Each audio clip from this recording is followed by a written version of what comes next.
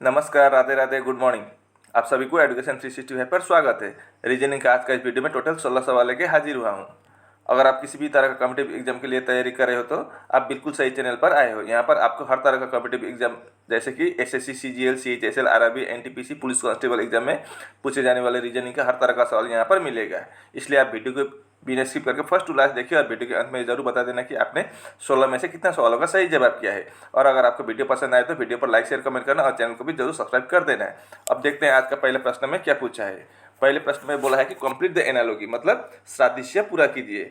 अब video start होने के साथ साथ मैं आप लोगों को एक बात यहाँ पर इन्फॉर्म कर देना चाहता हूँ कि आप लोग कोई ऐसा भी हो सकता है जो अंग्रेजी प्रश्न से डरते हैं। डरने की ज़रूरत नहीं है। जितना भी अंग्रेजी सवाल हो मैं उसको हिंदी में अनुवाद करके ही आपको ट्रांसलेट करके ही समझाता हूँ, ठीक है। इसलिए आप बिना हिचक के सवाल को देख सकते हो। यहाँ पर पहले सवाल में क्या बोला है, कंप्लीट द एनालॉजी, मतलब सादृश्य पूरा करना है। तो इसके साथ इसका संबंध है तो इसके साथ किसका संबंध होगा वही हमको निकालना है। तो चलिए अब हम इसको बना के देखते हैं यहाँ पर किस तरह का संबंध बनता है। अब पी के ऐसा है, पी यहाँ पर के एम आर जेड दिया गया है। इसके साथ इसका क्या संबंध है आप देखिए। यहाँ पर फंडा ऐसा है कि इनका अपोजिट लिया गया है। तो पी का अपोजिट क्या है, के है। ए का अपोजिट क्या है, जेड है। आई का अपोजिट क्या है, आर है। और एन का अपोजिट क्या है, एम है। लेकिन इसको इस तरह से डायरेक्ट यहाँ नहीं लिखा है। यहाँ पर किससे लिखा है, इसको अल्फाबेटिकली लिखा है। तो पहले इन चारों में क्या आएगा, के आएगा। के के बाद एल एम आएगा तो एम दूसरा, उसके बाद आर आएगा और लास्ट में जेड आएगा। तो के एम आर जेड यही है ये। अब उसी प्रकार इनका भी हम लोस्ट का क्या लिखेंगे, ऑपोजिट लिखेंगे। तो एल का ऑपोजिट क्या होता है, ओ होता है। और ओ का ऑपोजिट एल होता है। एस का ऑपोजिट एच होता है और टी का ऑपोजिट जी होता है। अब इनको भी हम अल्फाबेटिकली ही लिखेंगे। तो इन चार में सबसे पहले क्या आएगा, जी आएगा। तो जी होगा पहला। उसके बाद एच आएगा, एल आएगा और ओ आएगा। तो आपके क्वेश्चन मार्क की जगह पर जी एच एल ओ आएगा। सबको क्या किया, पहले यहाँ पर हो, पहले इनका क्या किया, अपोजिट लेटर लिया और उसको फिर अल्फाबेटिकली सजाया। वर्णमाला के अनुसार सजाने पर ऐसा आता है आंसर। तो जी एच एल ओ किस ऑप्शन में है, ए ऑप्शन में है। तो आपका A option is the right answer. उम्मीद करता हूँ कि आप इसको अच्छी तरह से समझ गए होंगे। अब देखते हैं दूसरा प्रश्न में क्या पूछा है। यहाँ पर बोला है कि which letter will be on the face opposite to the one showing n when the given sheet is folded to form a cube। अगर इसको हमें क्यूब बनाया जाए तो क्यूब का मतलब क्या आता है, घन बना दिया जाए तो इसमें एन के अपोजिट में क्या आएगा वही हमको निकालना है। तो इसका फार्मूला, इसका टेक्निक क्या है, ट्रिक्स जानते हैं ना आप। इसका अपोजिट लेटर कैसे निकालते हैं, एक बॉक्स छोड़ के अगला अपोजिट हो जाता है। तो बी का अपोजिट क्या होगा, एच होगा। मैं इधर लिखूंगा, इधर नहीं। बी का अपोजिट क्या हुआ, एच हुआ। अब जेड का अपोजिट क्या हुआ, डब्ल्यू हुआ। एक बॉक्स छोड़ के अगला अपोजिट होता है। जेड का अपोजिट डब्ल्यू हुआ। तो एक ही छूटा है क्या, एन। तो एन का अपोजिट क्या होगा, ई होगा। हमें किसका अपोजिट पूछा था सवाल में, एन का अपोजिट। तो एन का अपोजिट क्या आया, ई आया। ई डी ऑप्शन में है तो D option is the right answer. ये रहा तीसरा प्रश्न। अगर इफ एम ई के L F is coded S इतना और ट्रिपल एल जे के इज एस इतना, तो हमें आई जी एच ई डी का कोड निकालना है। तो इससे ये कैसे आया और इससे ये कैसे आया, सबसे पहले वो हम पता करेंगे, तभी ना हमें इसका पता करने में आसान होगा। तो चलिए हम लिखते हैं एम ई के एल और एफ। अब एम का प्लेस वैल्यू कितना है, एम का 13 है, ई का 5 है, के का 11 है, एल का 12 है और एफ का 6 है। उसी प्रकार हमें किसका निकालना है, ट्रिपल एल जे के का। ट्रिपल एल का कितना है, 12 है, 12 जे का 10 और के का 11। तो MEKLF का कितना दिया गया है 9172। अब इधर कितना दिया गया है 888 और 67। अब यहाँ पर देखिए ऊपर 13 है नीचे 9 है, तो 13 माइनस 4 कर देंगे तो 9 आएगा। इधर 5 इधर 1, 5 माइनस 4 1, 11 इधर 7, 11 माइनस 4 7, 12 माइनस 4 8, 6 माइनस 4 2। उसी प्रकार यहाँ पर भी 12 minus 4 8, 12 minus 4 8, 12 minus 4 8, 10 minus 4 6, 11 minus 4 7। अब हम उसी लॉजिक के तहत हम IGHED के भी निकालेंगे। अब यहाँ पर IGHED के भी हम -4 करेंगे सभी में, तो कितना आएगा देखते हैं।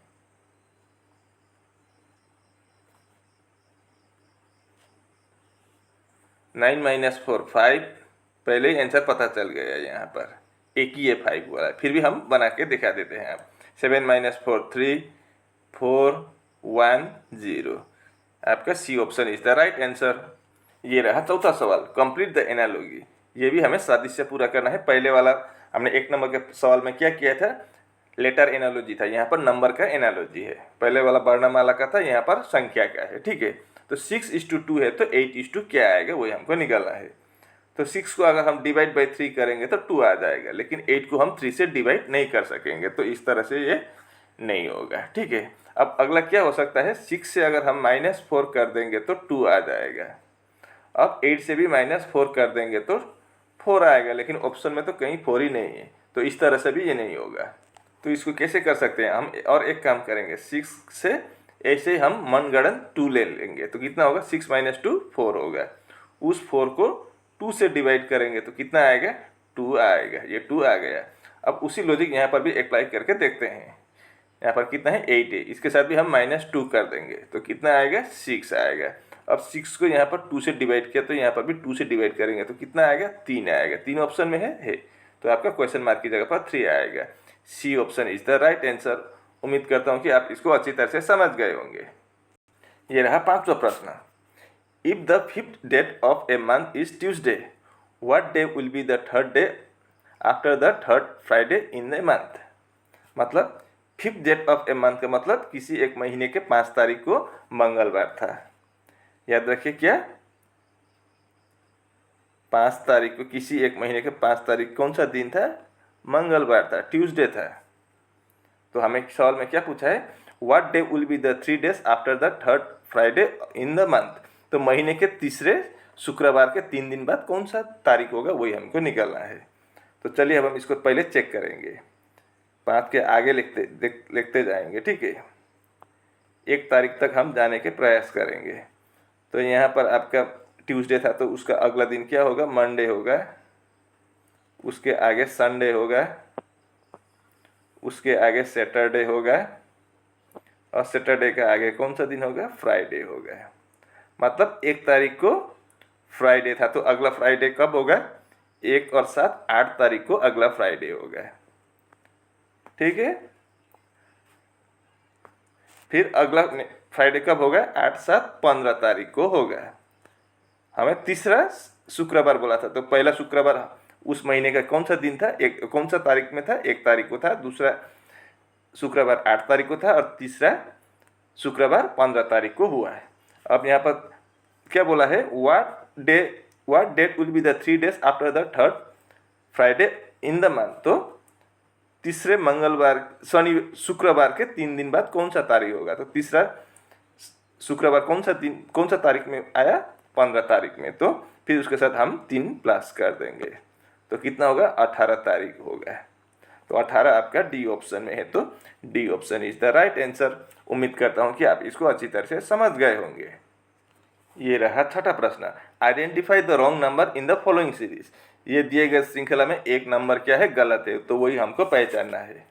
तो चलिए हम इसको बना के देखते हैं। यहाँ पर 5 है, इधर कितना है 13 है। अगर हम 5 के साथ +8 कर देंगे तो कितना होगा 13 होगा। अब 13 इधर कितना है 26 है, 13 प्लस 16 कर देंगे तो 26 आ जाएगा। अब 29 इधर 61 है, तो 29 के साथ अगर हम प्लस 32 कर दें तो 61 आ जाएगा। तो अगला हम क्या प्लस करेंगे वही हमको देखना है। अब यहाँ पर देखिए 8 है, अगला 16 डबल हुआ है, 16 का डबल 32, 32 हुआ है, तो अगला भी हम प्लस 64 करेंगे और लास्ट का क्या होगा, तो फिर उसी लॉजिक के तहत 128 होगा। अब 61 प्लस 64 करेंगे तो कितना होना होगा 125, लेकिन यहाँ पर 120 है। अब 120 से या 125 से 128 प्लस करने पर 253 आता है, तो 125 से आता है, 120 से नहीं आता है। तो यहाँ पर 120 नहीं होना चाहिए था, होना चाहिए था 125, लेकिन लिख दिया गया है कितना 120। तो इस श्रृंखला में 120 गलत है। तो 120 कहाँ है, ए ऑप्शन में है, तो A option is the right answer. इस प्रश्न को देखिए, how many triangles are there in the given figure. ये दिए गए फिगर में कुल मिलाकर कितने त्रिभुज है वही हमको निकालना है। तो चलिए अब हम इसको गिनती करते हैं, लेकिन इसको फार्मूला से गिनती करना होता है, नहीं तो गलत हो जाएगा। पहले हम इस वाला को बनाएंगे। देखिए 1 2 3 4 5 6 है, तो इसका फार्मूला क्या है 6 × 2, तो कितना हुआ यहाँ पर 12। ठीक है, अब हम इसको बनाएंगे। यहाँ पर 1 2 3 4, तो यहाँ पर क्या होगा 4 × 2 8, यहाँ से 8 आया, तो कितना हुआ 20 और 8 12 प्लस 8 20 आ गया अभी तक। अब देखिए यहाँ पर ये ट्रायंगल देखिए, ये 1 होगा, ये 2, इन दोनों को मिला के 3, और एक ट्रायंगल ये भी होगा, तो 4 हुआ। इधर तो सेम टू सेम इधर भी है, इधर वाला ये, तो उधर से 4 इधर से 4, कितना हुआ 8, तो कितना 28 हो चुका है अभी तक। और मिलेंगे, देखिए क्या गलती किया, यहाँ पर 28 होगा ऐसा। अब आगे देखिए, एक ट्रायंगल आपका ऐसा होगा, ये वाला है, ठीक है, एक हुआ। अब नीचे की तरफ भी ऐसे ही एक है,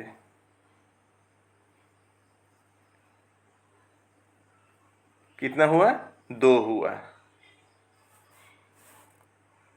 अब इधर का देखिए, अगर हम यहाँ से इधर का पकड़े तो 1 हो गया, 3 हुआ, और इधर का 1 हो गया, तो कितना हुआ 4 हुआ। तो 28 के साथ फिर +4 कर देंगे, तो कितना 32। रुकिए रुकिए, अभी ख़त्म नहीं हुआ, और मिलेगा, देखिए। अब देखिए यहाँ बीच से जो लंबा वाला खींचा गया है वो कर्ण, यहाँ से इधर एक बनेगा ये वाला ट्रायंगल, ठीक है। और अगला ट्रायंगल हम बीच से इधर का भी बना सकते हैं, तो कितना हुआ और 2, तो 32 और 2 कितना 34, यानी कि इस फिगर में आपको टोटल 34 ट्रायंगल्स मिलेगा। तो आपका A option is the right answer. इस प्रश्न को देखिए, यहाँ पर क्या बोला है, फाइंड द मिसिंग नंबर। यहाँ प्रश्नवाचक चिन्ह के स्थान पर क्या आएगा वही हमको निकालना है। तो बड़ा नंबर नीचे की तरफ है, तो इसको हम ऐसे करेंगे, ठीक है, ऊपर से नीचे की तरफ करेंगे। तो 3 4 5 से हम 72 ला सकते हैं क्या, देखते हैं। 3 × 4 12 × 5 60 होता है, 72 नहीं होता है। अब इधर 2 × 5 10 प्लस 6 10 × 6 60, यहाँ पर भी 60 होता है, इधर भी 60 होता है। 72 और 73 तो नहीं आया।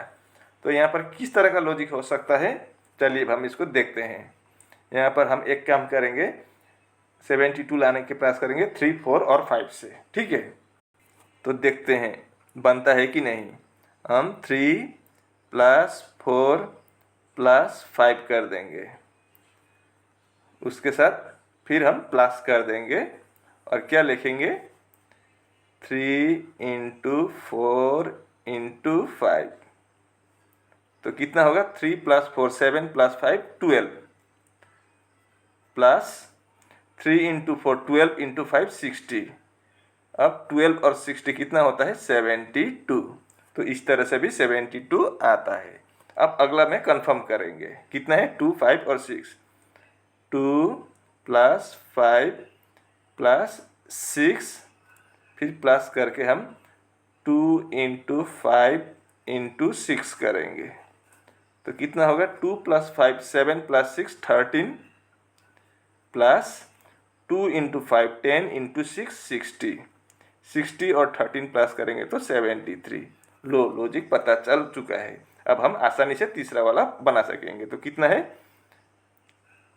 5 + 9 + 1, फिर प्लस करके हम 5 × 9 × 1 बनाएंगे तो कितना होगा 5 + 9 14 + 1 15 प्लस 5 × 9 45 × 1 45। अब 15 + 45 कितना होता है 60 होता है। तो क्वेश्चन मार्क की जगह पर क्या आएगा, यहाँ पर 60 आएगा। तो 60 किस ऑप्शन में है, डी ऑप्शन में है। तो D option is the right answer. उम्मीद करता हूँ कि आप इसको अच्छी तरह से समझ गए होंगे। अब देखते हैं अगला प्रश्न में क्या पूछा है। यहाँ पर बोला है a boy's age is 1/4 of his father's age. मतलब क्या है, एक लड़के का उम्र उसके पिताजी की उम्र से 1/4 है। पिताजी की उम्र जितना उसका 4 भाग का 1 भाग है उसका बेटा का उम्र। अब the sum of boy's age and his father's age is 35। लेकिन अगर उनका पापा का और उस लड़के का एज को प्लस कर दे तो जोड़ दे तो कितना बनेगा 35 बनेगा। तो what will be the father's age after 8 years. तो उसके पापा का उम्र 8 साल बाद कितना होगा वही हमको निकालना है। तो चलिए हम इसको बनाते हैं। अब हमें न तो पापा का उम्र दिया गया है न तो बेटा का उम्र दिया गया है। तो इसको हम इस तरह से बनाएंगे। हम पापा का उम्र क्या मानेंगे, x ईयर्स मानेंगे, x। तो बेटे का फादर का x हुआ तो सन का कितना होगा 1/4 है। तो x को हम 4 से डिवाइड करेंगे तो बेटे का उम्र निकल आएगा। लेकिन यहाँ पर क्या बोला था, पापा का और बेटे का उम्र अगर हम जोड़ दें तो कितना बनेगा 35 बनेगा। तो x + x4 = कितना 35 होगा। पापा का एज x और बेटे का एज x/4। तो इनको जोड़ने पर 35 बनेगा। तो अब इनका एलसीएम निकालेंगे तो 4 होगा इधर, 4 × x 4x + x = 35। तो 4x + x कितना 5x = 4 × 35 140। तो फिर 5x = 140 है तो x = कितना होगा 140 / 5 कितना होगा 5 × 2 10। यहाँ पर 4 बचा है, 4 और 0 40, 40 को 5 से 8 बार। मतलब x का उम्र कितना है, x का उम्र 28 साल है, ये 28 वर्ष। तो उसका बेटे का उम्र कितना होगा, ये आपका फादर का एज है। ठीक है, फादर का एज x ईयर्स है। मैं इसको साफ करके अच्छी तरह से दिखाता हूँ।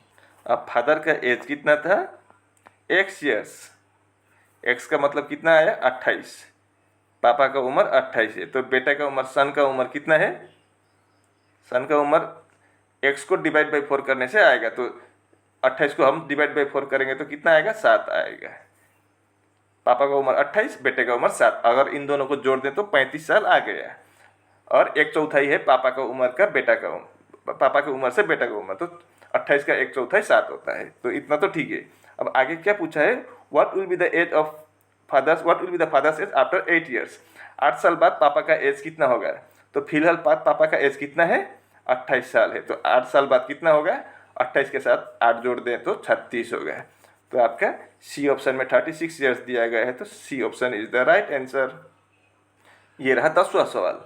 Identify the Venn diagrams that represents the best relationship among liquids milk and river water. ये आपका वेन आरेख का सवाल है। तो यहाँ पर हमें रिलेशनशिप निकालना है, संबंध निकालना है, किसका किसका, लिक्विड का, मिल्क का और रिवर वाटर का। तो ऐसा होता है, देखिए लिक्विड, ये मैं बना देता हूँ लिक्विड। ठीक है, अब हर मिल्क क्या होता है, हर मिल्क लिक्विड ही होता है, कोई भी मिल्क सॉलिड नहीं होता है। और अगला क्या है, रिवर वाटर, नदी का पानी, वो भी लिक्विड ही होता है। रिवर का वाटर वो भी लिक्विड होता है। तो इस तरह का फिगर आपको कहाँ पर दिख रहा है? डी ऑप्शन पर दिख रहा है। तो D option is the right answer. ये रहा 11वां सवाल, find the odd number from the given options. तो इन चार में ऑड यानी कि विषम कौन सा वाला है? तो ऐसे देखें तो सभी ऑड ही है, इवन नंबर एक भी नहीं है, लेकिन यहाँ पर विषम पूछा है तो अलग तरह का ऑड होगा। यहाँ पर देखिए, अब इन चारों में ये 47, 17 और 37 क्या है?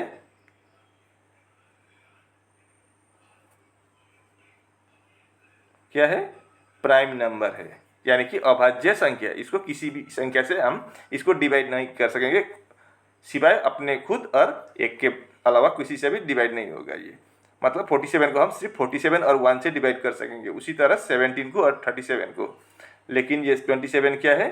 परफेक्ट क्यूब है, इसको ये 3 का क्यूब है। इसको हम 1 से भी डिवाइड कर सकते हैं, 1 से डिवाइड कर सकते हैं, उसके बाद 3 से कर सकते हैं, 9 से कर सकते हैं और 27 से। मतलब ये आपका क्या प्राइम नंबर नहीं है, बाकी 3 प्राइम नंबर है। तो आपका C option is the right answer. इन चारों में विषम सी ऑप्शन हो जाएगा। इस प्रश्न को देखिए, ये आपका ब्लड रिलेशन का है। एट द रेट का मतलब क्या है? पापा है, फादर। एन का मतलब क्या है? डॉटर है, बेटी। हैश का मतलब क्या है? भैया है, ब्रदर। तो इस इक्वेशन को बनाए तो ए क्या लगता है, ई क्या, वही हमको निकालना है। तो चलिए अब हम इसको बना के देखते हैं क्या बनता है, क्या रिलेशन बनता है। ठीक है, अब एक एक करके जाना होगा। यहाँ पर देखिए, A at the rate of B. At the rate का मतलब क्या है? फादर है। तो ए किसका फादर है? A is the father of B. मतलब ए पुरुष होगा, इतना तो कन्फर्म है। तो आपका बी ऑप्शन नहीं होगा। मदर है तो मदर फीमेल होता है, यहाँ पर मेल होगा ए। अब बी हैज सी। हैज का मतलब क्या है?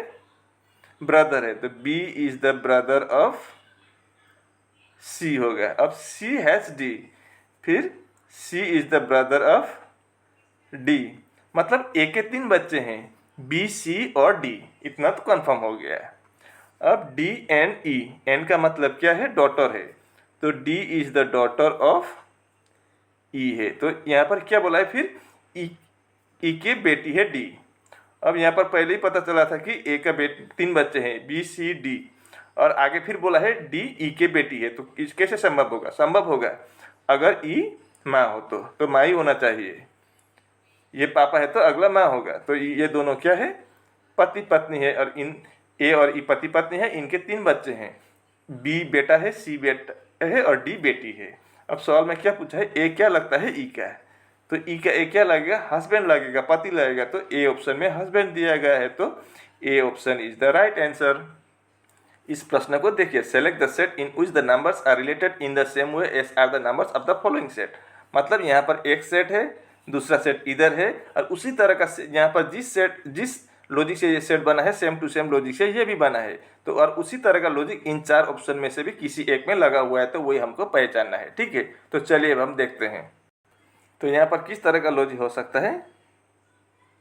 यहाँ पर 79 है, इधर 64 है। अगर हम 79 से -15 कर दें तो 64 आ जाएगा, और 64 के साथ +30 कर देंगे तो 94 आ जाएगा।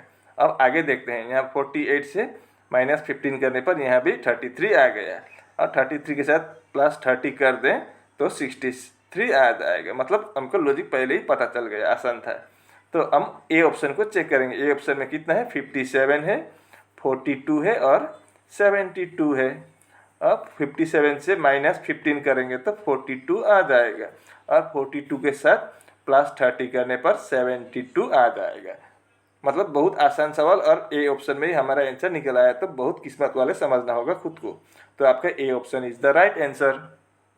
इस प्रश्न को देखिए, select the correct mirror image of the given figure when the mirror is placed at M as shown below. इसका हमें मिरर इमेज निकालना है।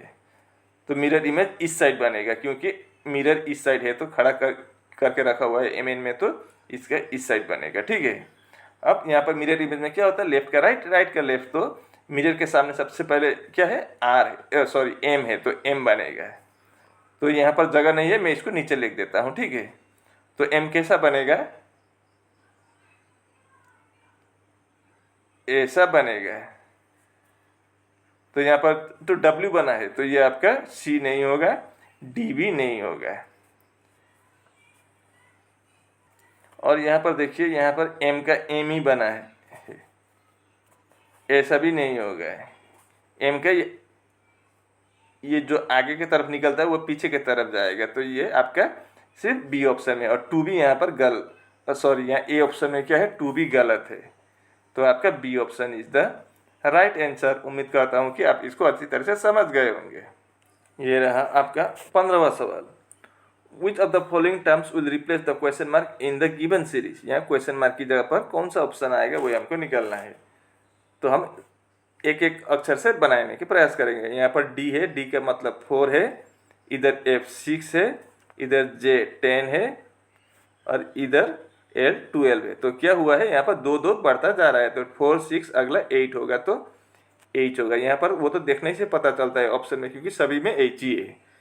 तो पहला तो हो गया। अब दूसरा, G का मतलब 7 है, K का मतलब 11 है, S का मतलब 19 है और W का मतलब 23 है। तो यहाँ पर क्या हुआ है, 7 + 4 11, 11 + 4 15, मतलब O होगा दूसरा है। और 15 + 4 19, 19 + 4 23, ये भी हो गया।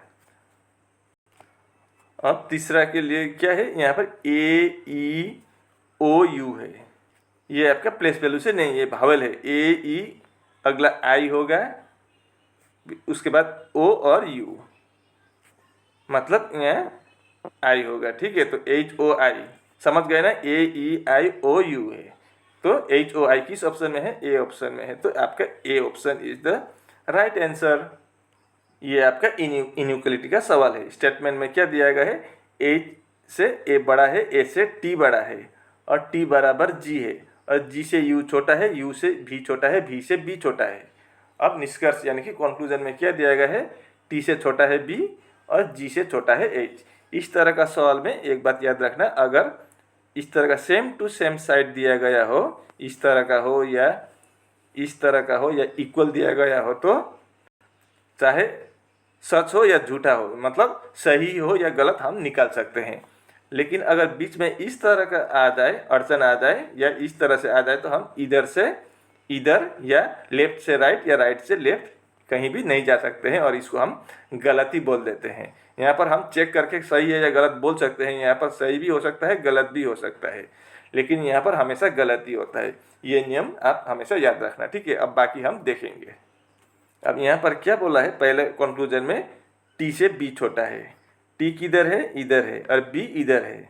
अब देखिए, बी से भी बड़ा है, भी से यू बड़ा है, यू से जी बड़ा है, और टी बराबर क्या है, जी है। तो हम जी के जगह पर टी भी लिख सकते हैं, है कि नहीं, क्योंकि टी और जी बराबर है। अब जी से यू छोटा है, यू से भी छोटा है, भी से बी छोटा है, तो टी से बी छोटा ही होगा। तो आपका पहला कंक्लूजन सही है। अब हम दूसरा कंक्लूजन को भी देखेंगे। जी से क्या, एच छोटा है, यानी कि एच से जी बड़ा है, यहाँ पर ऐसा बोला है। अब यहाँ पर देखिए, एच से ए बड़ा है, ए से टी बड़ा है, और टी बराबर जी है, तो हम टी के जगह पर जी लिख देंगे। अब टी से ए छोटा है, ए से एच छोटा है, तो क्या होगा, जी से भी आपका एच क्या होगा, छोटा ही होगा। हम ए से भी लिख सकते हैं, या कैसे लिख सकते हैं, एच को आगे लिखकर एच से लिखने से भी बात सेम ही होता है। जी के तरफ बड़ा ही है, इधर भी जी के तरफ बड़ा है, तो आपका यहाँ पर जी से टी या जी दोनों बड़ा है, तो आपका ये भी सही होगा। तो बोथ कंक्लूजन 1 and 2 फॉलोस होगा, यानी कि आपका D option is the right answer. उम्मीद करता हूँ कि आप इसको अच्छी तरह से समझ गए होंगे।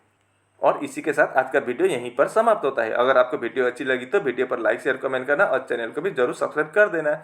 मैं ऐसे मुद्दे लेकर अगले वीडियो में कल फिर हाजिर हूँगा। तब तक के लिए मुझे विदा दीजिए। आपका दिन शुभ हो। राधे राधे।